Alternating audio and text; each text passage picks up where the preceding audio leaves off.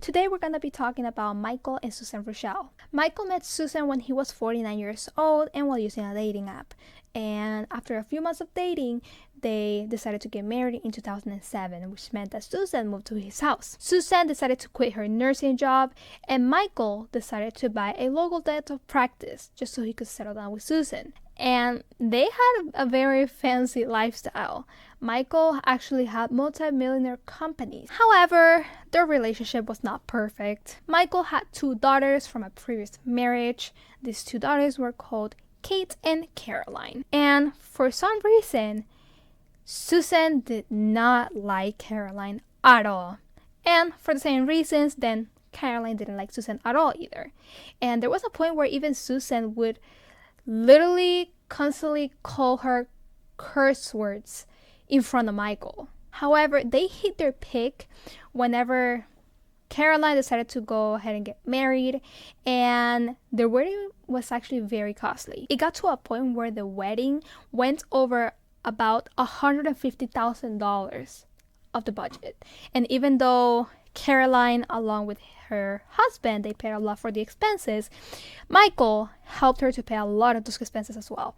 And Susan did not like this at all. Now, 3 weeks after the wedding, Michael actually told Caroline that Susan had been previously abusive of him. And Michael even sent her pictures as proof and also let her know that Susan was previously arrested with domestic battery charges, which he later decided to drop so it wouldn't affect her. Now, during this time, they decided that they had to take a break, so Susan went ahead to go ahead and stay at another apartment, and Michael stayed at the house. However, on February 2nd of 2018, Michael and Susan decided to see each other again, and they decided to go for a dinner. But unfortunately, this didn't go well. It all seemed pretty well until Caroline was brought up again. And this is where Michael decided to leave, and Susan followed him in an Uber. And this is where things get a little messy. Camera footage shows when Michael and Susan enter the house and how both of them go into separate rooms. Now, the first things that we know is that on February 3rd at around 3:30 a.m., a 911 call was placed by Michael, indicated that an intruder had stabbed him, along with Susan as well. When officers arrived to the scene, they noticed that Susan's conditions were critical, so she was immediately rushed to the hospital. And Michael had only a few cuts in him, which they thought it was a little weird. However, when the officers started searching more around the house, they could not find any signs of an intruder coming into the house. And this is when they decided to check the camera footage around the house. Maybe this intruder was able to enter the house through an unlocked door. However, in the next morning, they didn't even have to check this because Susan decided to speak from the hospital saying that Michael was actually her attacker. Now, right now, I'm gonna divide this story into 2 different portions. We're gonna have her story and then his story. Now, according to Susan's story, they were arguing all night and they went into separate bedrooms. She decided to stay in the guest room. And at some point in the nighttime, she said that she saw Michael entering the guest room. She got on top of her and started attacking her. They started fighting, and this, according to her, resulted in cuts in her wrist and in her neck. She just kept fighting, and she kept insisting Michael that he should call 911, that they could solve these issues. And apparently, Michael told her, "No, I'm not gonna call 911. We're just gonna stay here until you die." However, what she decided to do is that she has threatened him with filing for divorce. So what she decided to do is to tell him that she would not file for a divorce, and hopefully this would allow her to stay alive as much as possible. Now, according to Michael's story, they both went into separate rooms, and he said that he just wanted to fix things with his wife. So he went to the guest room where she was staying, and when he entered the room, he says that he saw Susan with a knife in her hand, and that he was afraid that she would hurt herself. And this is when he decided to try to take the knife, and this is where the struggle began. And this is how most of the cuts were generated. During this struggle, he said that at one point he felt how the knife had stabbed Susan, and he decided to stop and check on her, and later, for a while, he insisted that he wanted to call 911, but that she was afraid to call 911 since she was previously arrested due to domestic battery charges. So guess what Michael said? So he said that here is when they laid down while she was bleeding, and they had the best conversation of their lives. And at one point where they were laying down, apparently Susan took the knife and cut her wrist. Apparently, again, Susan told him not to call the police because she was afraid that she was going to get arrested.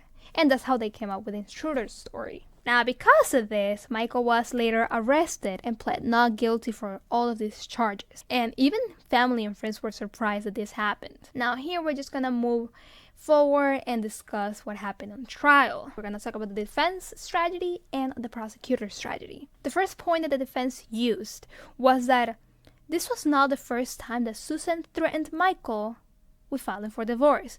So why would Michael snap all of a sudden if this was not the first time? The second point that they brought up is that basically Susan was a very violent person, and they showed her previous arrest, text messages that were directed towards him and Caroline.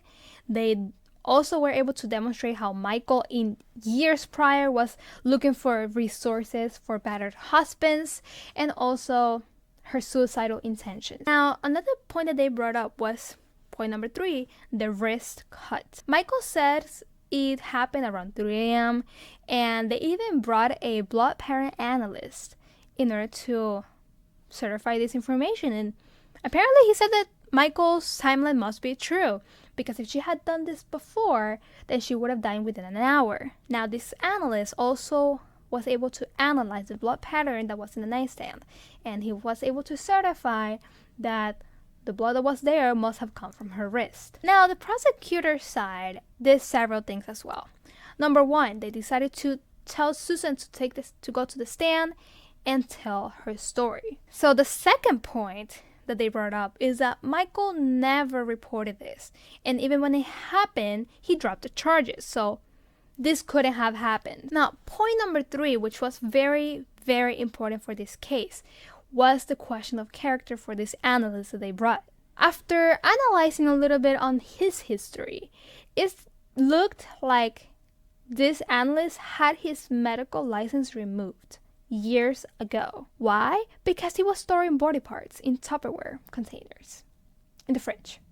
Also, they also said that it will be really difficult for Susan to do this wrist cut by herself because it's against human nature.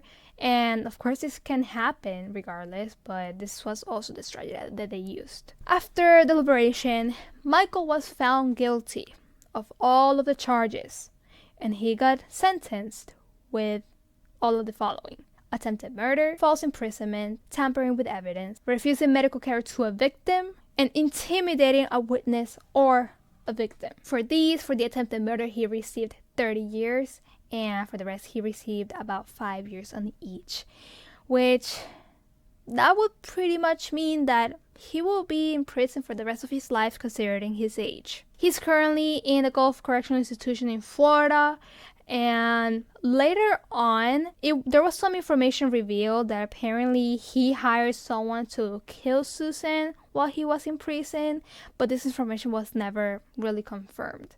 But this is all I have according to this case. If you're interested in me covering any other case, you can go ahead and comment it below. Thank you.